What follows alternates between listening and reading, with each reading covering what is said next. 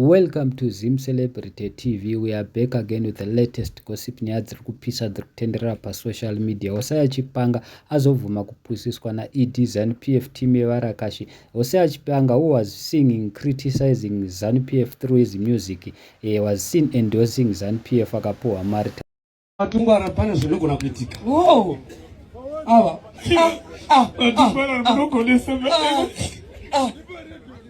Pamusoro Hanzi na Dr. Atungwara.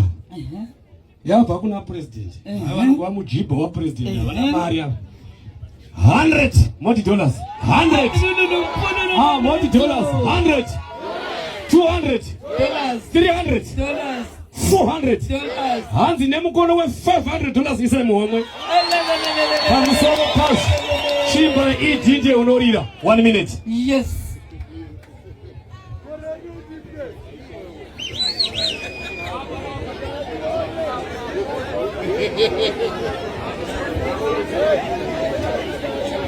Advisor ava ndo Hosea Chipanga. Ndo Hosea Chipanga ngezofuna. Mai.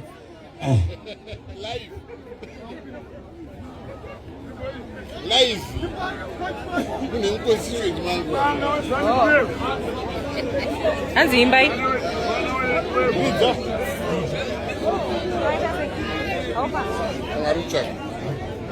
Warucha gasong yesu. Minister of Information. Vanova ivo muzukuru wedu. Iswaira shumba uyu muzukuru wedu. Yes. Ivo muzukuru wagona nasi. Wagonaka. Uyu ndo anotungamiri ama independence celebrate in terms of entertainment. Okay. In MC wake ku independence. Saka vari kuti Hosea Chipanga takunyora avo gore rino uchano performa kugogwe. Vazina bodo mururuka. Tinotenda chidano morosa vakuru vose kubva. Tinotenda zvikuru. Tatenda zvikuru. Amadzangu pa regaiti tite ukupedzisira nokuda kwetime yedu dentozoita umwe. Are you ready for Sapuku Varazipi?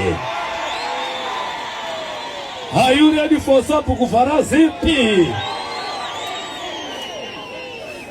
Are you ready for Mash?